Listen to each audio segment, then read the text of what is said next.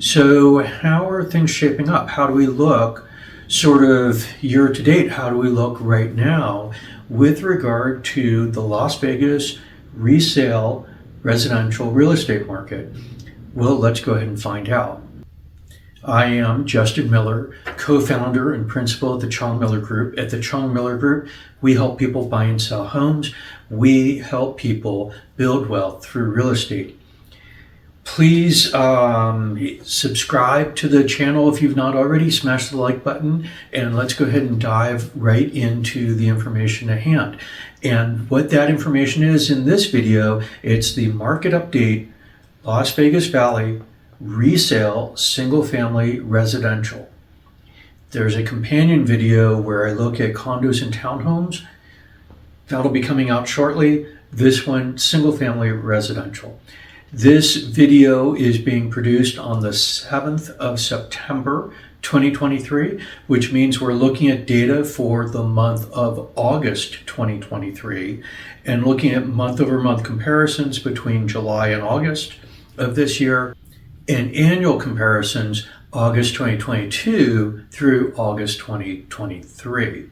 So for most viewers, the most interesting piece of data that we share every month is price and how price is looking now and over time. And so let's go ahead and start with that. Median sale price at in the month of August of 2023, $443,000. Now that is interesting for a variety of reasons, including we actually came down slightly from the prior month, from July.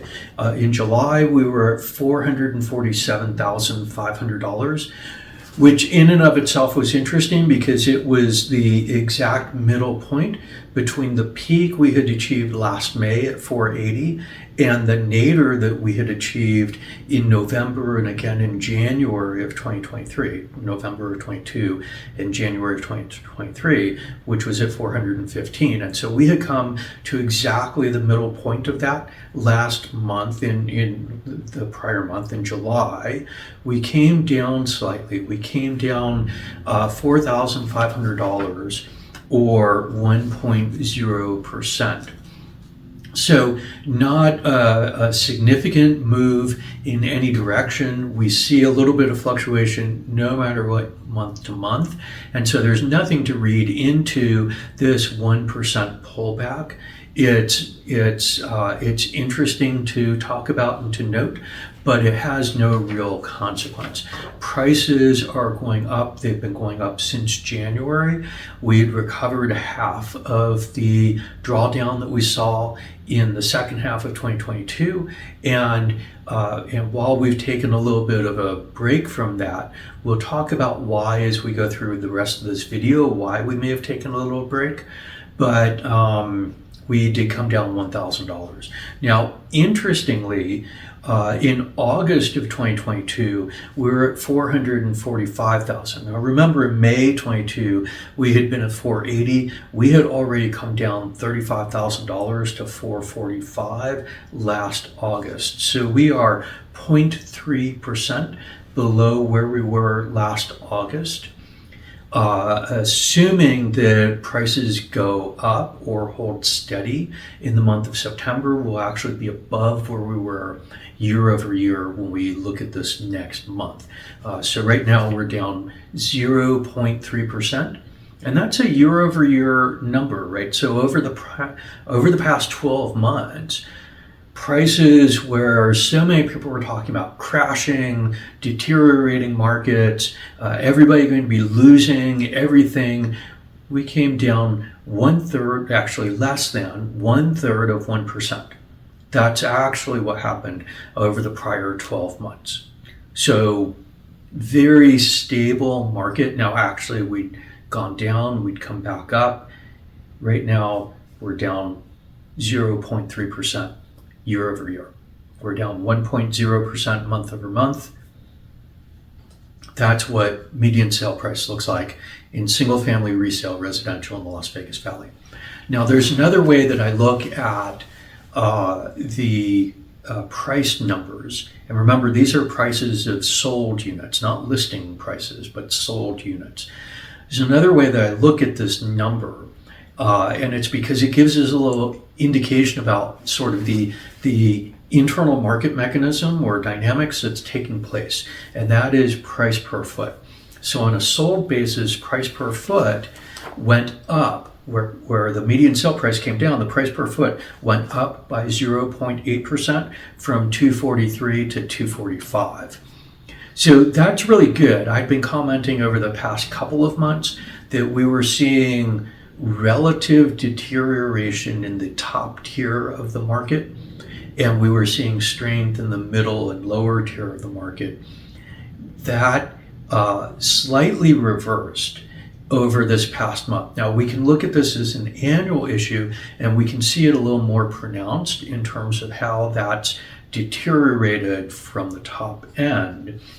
Last year in August, we were at 254 per foot. We are at 245, so we are down 3.5% year over year on a per foot price of sold single family homes in the Las Vegas Valley. That's as opposed to down 0.3% for median sale price. So we're actually down 10 times more extensively on a price per foot. What's that mean? Well, price per foot's heavily influenced by the type of product that's actually selling in the market. So homes with pools have a higher price per foot. Homes with large lots have a higher price per foot. Homes with nice, very high-end and commercial appliances, or with lots of windows, they have a higher price per foot when they sell. Why? Because a house that's, say, 3,000 feet, whether it's got a 1 acre lot or a 5,000 square foot lot, the 1 acre lot property is probably higher end. And where does the price go that accommodates that additional land? It goes into the price per foot on this particular type of calculation. So it's a very rough calculation, but it gives us an idea of the mix then of how properties are selling relative to the median sale price. And so we're seeing that the top end of the market, if you will, the top quartile or quarter of the market, has still come down 3.5% from where we were last year, where the median of the market has only come down 0.3% from where we were last year. And of course, prices generally have been going up this year. So what that means is recovery of losses that we'd experienced in 2022. So interesting point that we actually saw in the month of August, the top tier of the market getting back some of its energy, but we're still down, relatively speaking, 10 times, 11 times as much on the top tier as we are on the other portions of the market. Okay, so that's price. And price, of course, is influenced by product for sale. It's influenced by what sellers are asking for on their homes. It's influenced by what buyers can afford to pay and are willing to pay. So that's really important, interesting information as related to what's actually taking place in the market. But we need to see activity in the market as well. It's not just simply that we had one house sell. That's not telling us a whole lot then what's going on with price. Well, in fact, we had more than one house sell, fortunately. There were 1,811 single-family resale homes that closed on their sale in August of 2023. Now that's down. It's down 3.2% from the 1,870 that closed in July. Interestingly, it's up about 630 from the numbers that we were seeing in January. We are down 2.3% from the 1,854 that we'd seen sold in August of 2022. Now you'll remember that we started seeing deterioration in the market in the second half of 2022, but we were coming off a really strong sales cycle from the second half of 2020 through all of 2021. And and sort of a spiking in the first half of 2022. So that we're only down 2.3% on a sales figure right now from where we were in August of 2022 is encouraging. It means that actually sales are picking up and are catching up with where we were and will soon surpass where we were last year. Now, what about pending? Pendings are contracts that have been written. Buyer and seller reach an agreement. Contract is written. The house goes into escrow or a pending status.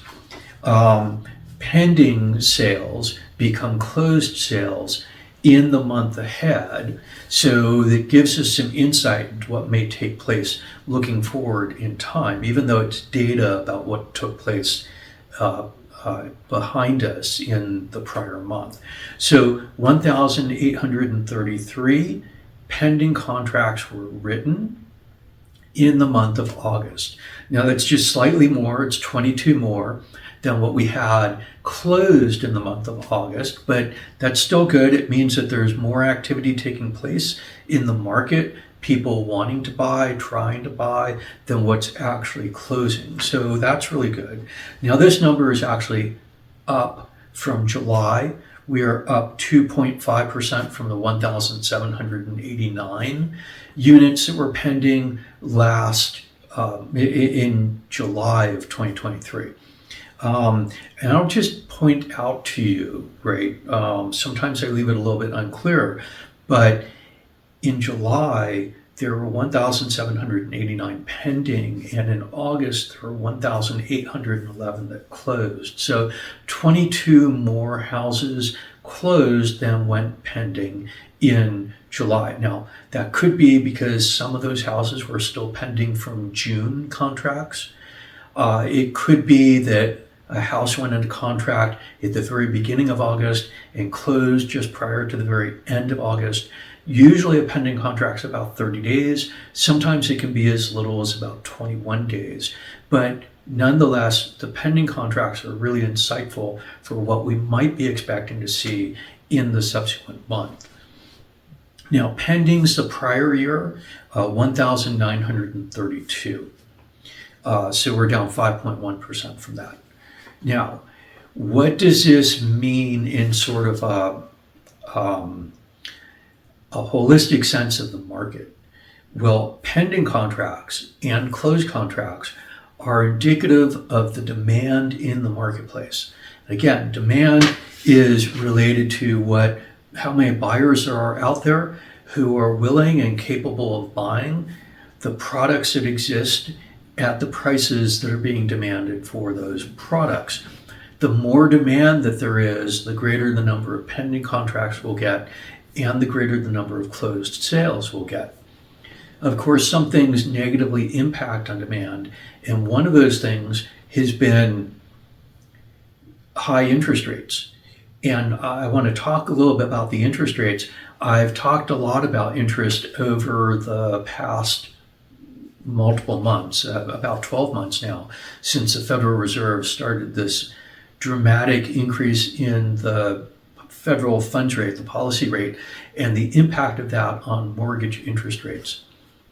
But I want to talk specifically about it right now, and I want to give the example of affordability. So I usually talk about this issue, affordability, at the end of the video, but I want to use it here to show something significant about the cost of housing. And so I'm going to insert it right here. Now, those of you who've been watching my videos for a while know that I frequently look back to June of 2006. I look back to June of 2006 because that had been a cycle high. In fact, it was the cycle high prior to this high that we had just put in last May. That cycle high came just before the market in Las Vegas and in fact across the entire country started to really deteriorate and collapse. And that collapse was associated with a financial crisis. Some people refer to it as a housing crisis, and it certainly metastasized into a housing crisis, but the issues were arising much more broadly, housing just happened to be very negatively impacted, especially in certain markets in the Southwest. Markets that had been significantly overbuilt and significantly over-leveraged. So regardless of exactly what happened then, we had put in this cycle high, this peak price of $314,700. That peak price stood is the all-time high for single-family home prices in Las Vegas for years. Now, of course, the numbers themselves are morphable, right? Numbers are really important, but they take on meaning, and some of the meanings change over time. So dollar figures are impacted by inflation. We all know the value of the dollar goes down over time, so the price of things goes up over time.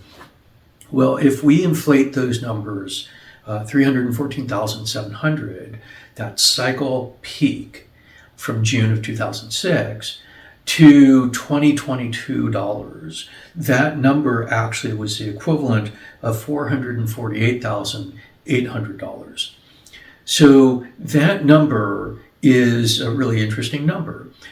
So that number, if we were to apply the average interest rate on a 90% loan to value loan for that median sale price in the Las Vegas Valley, so we can compare sort of across time what it costs to carry a mortgage, the exact same mortgage on the exact same median single family home price. That mortgage was $2,595 per month, principal and interest, not including any insurance, not including property taxes, not including HOA. That's just premium and interest, $2,595. Well, prices had gone down, prices then came back up, and we hit a new cycle high this past May of 2022.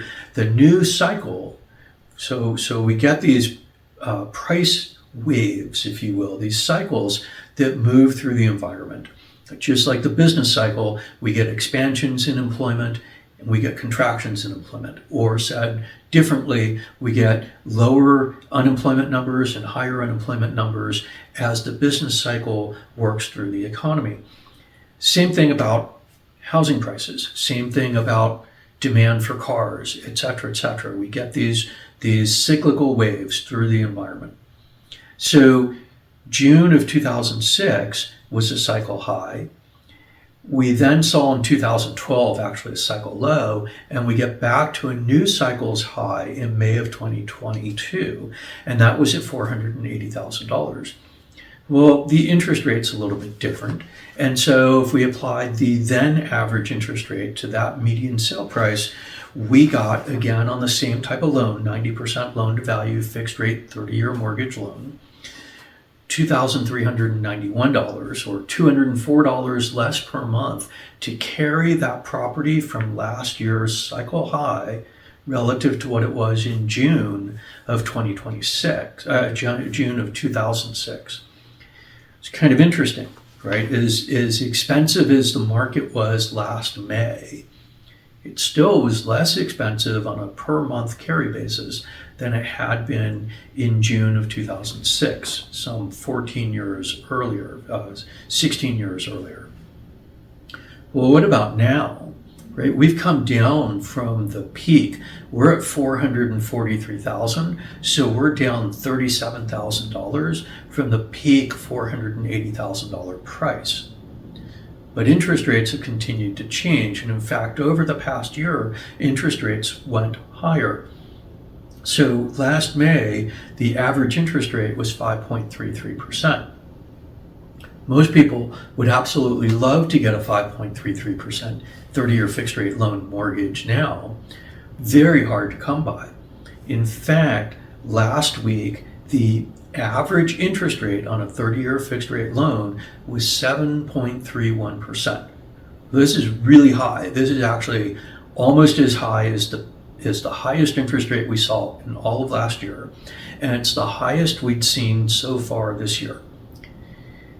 At that 7.31% interest rate, 2% 197 basis points higher than what we saw last year in May. The median sale price, $443,000 in August of 2023, translated to $2,706 per month to carry that median property. That number is $111 more than what it cost in June of 2006. Again, all inflation adjusted numbers. That number is $315 a month more than it cost in May of 2022.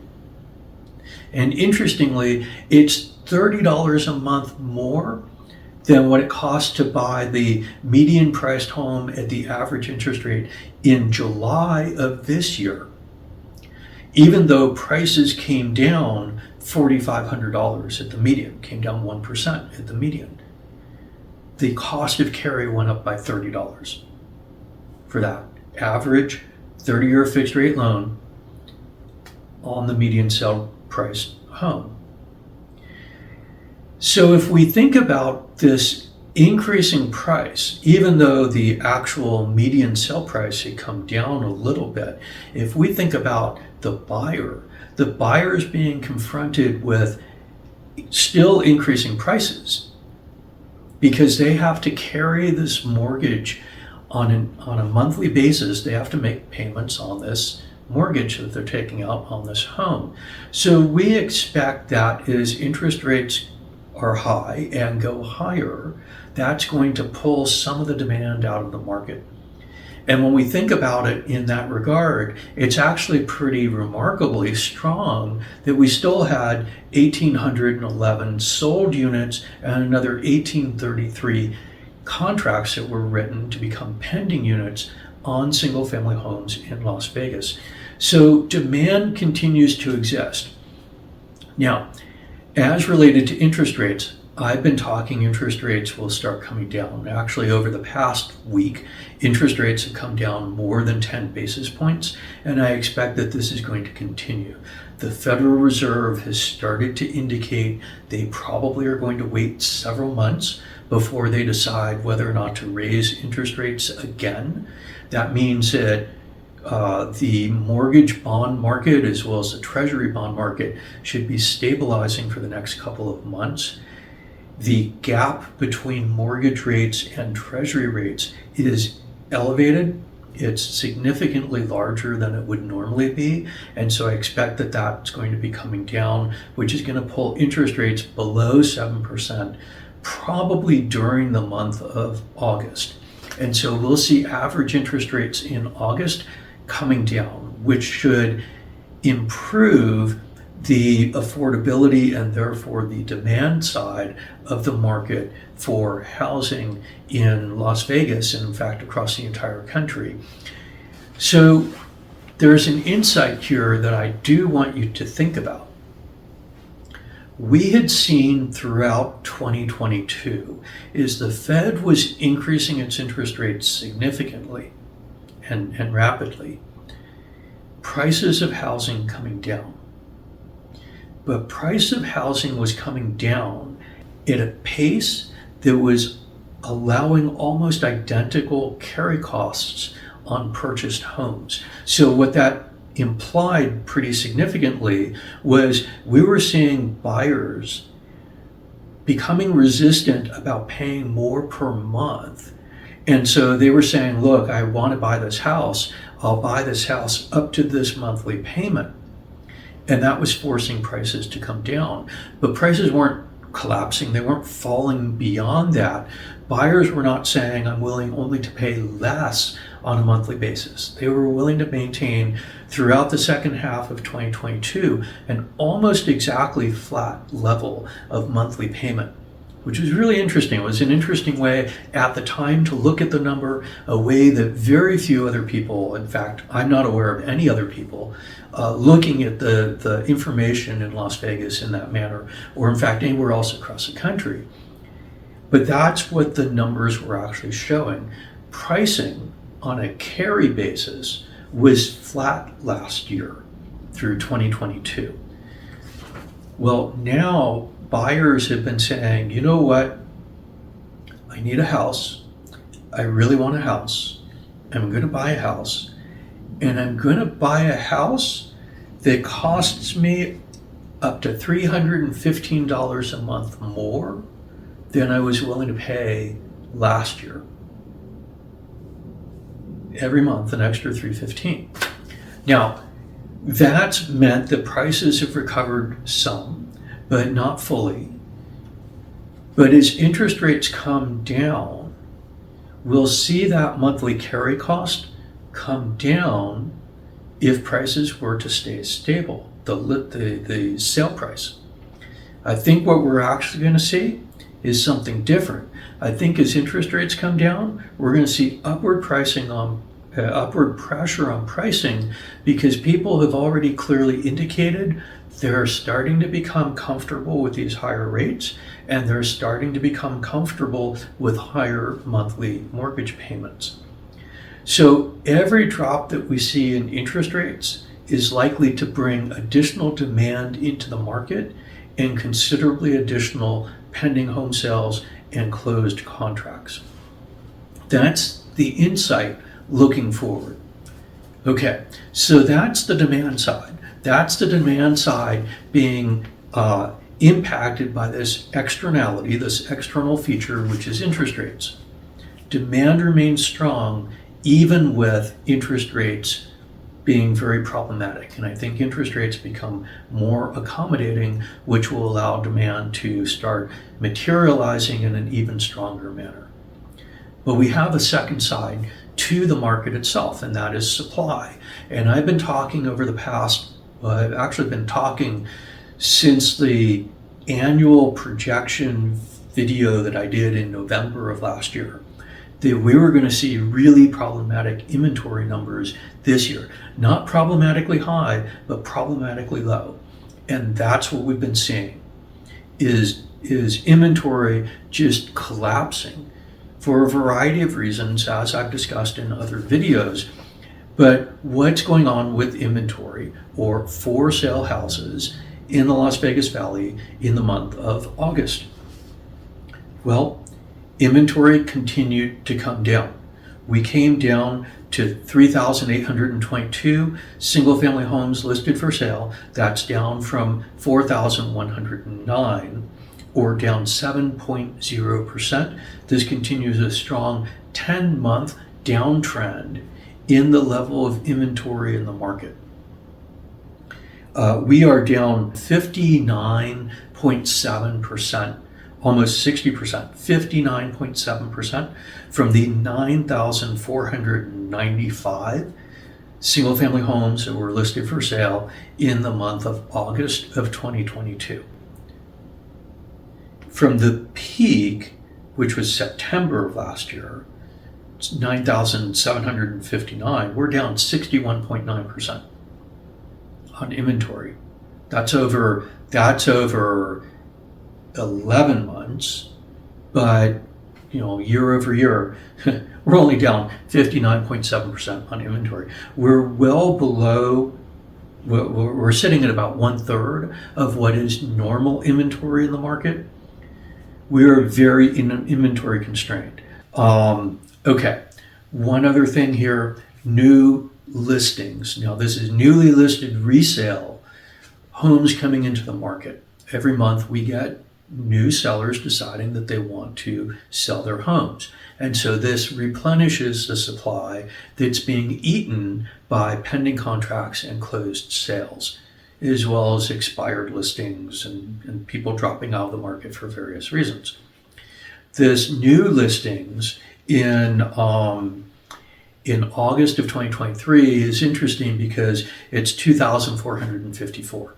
This is actually up 9.1%. So that's great news. It's up 9.1% from the 2,285 that we saw listed in July.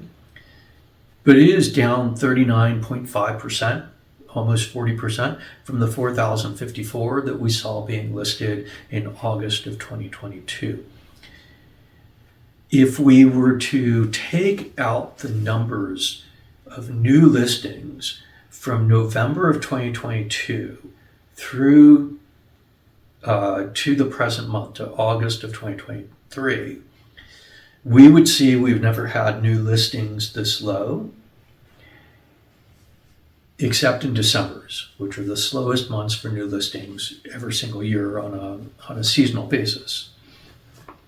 With one exception, we're tied with the pandemic low in April of 2020. So I point that out because it means that we're really not getting many new listings into the market relative to what we should be getting into the market. So supply is very low. We're down 2/3 from normal. We're down 7.0% from July. We're down 59.7% from last year. Inventory is really low, and the number of new listings coming in is not sufficient to even hold us stable in the inventory number. Inventory is really a problem. What's inventory? Well, inventory is supply. So we've got fairly strong demand that's going to get stronger as interest rates come down, and we've got really low levels of inventory. When have we seen this? We saw this in the second half of 2020. We saw this throughout 2021. You know what happened? We saw prices going up because people demanding properties, who had fewer properties to look at, who had more people they were competing against, bid up the prices on those properties. And as interest rates come down, the carrying cost on those higher sale prices will become easier for buyers to stomach. So we have a lot of indicators for prices going higher across the rest of this year. Now, one other thing I want to note before the end of the video, and that is the back on market numbers. Back on market numbers remain very elevated. We were at 782 pending contracts failed. They collapsed, failed, and those properties either came back into the market or dropped out of the market entirely or became rentals. They did not close, even though buyer and seller wanted them to close. 782 in the month of August of 2023. That's 30.2% of contracts failed last month. Normal numbers, 10, 12%, 15, maybe at the high end for normal activity. We're running double. We've been running about double for almost 3 years, since the second half of 2020 now. This is a really significant problem structurally in the market, associated primarily, but certainly not exclusively, with bad appraisals. When you're looking as a buyer, if you're working as a seller, make sure you're paying attention to this back on market issue and ways in which you can deal with back on market. Make sure you're talking to your real estate agent. Could be us, could be some other real estate agent. Find an agent who has a plan for how to deal with appraisal problems in particular and the other challenges that result in back on market contracts. Very important to you. So I am Justin Miller with the Chong Miller Group. Please smash the like button, hit the notification bell, subscribe, and please feel free to share these videos with your family, your friends, your colleagues, your neighbors, anyone you know who may be thinking about selling their home or maybe thinking about buying a home in this environment. We'd be happy to talk with them or you. I look forward to seeing you in the next video. Thank you.